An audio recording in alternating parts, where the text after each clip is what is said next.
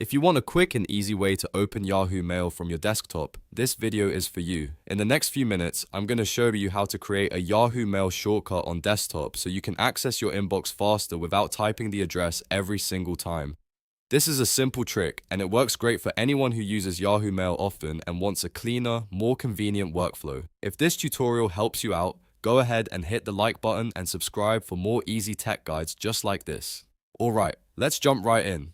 First, open Yahoo Mail in your browser. You can use Chrome, Edge, or any browser you normally use. Once Yahoo Mail is open, make sure your browser window is resized so you can still see part of your desktop behind it. This is important because you'll need to drag the Yahoo icon from the page directly onto your desktop. After that, look for the Yahoo icon image on the page. Click and hold that icon and then drag it carefully over to your desktop.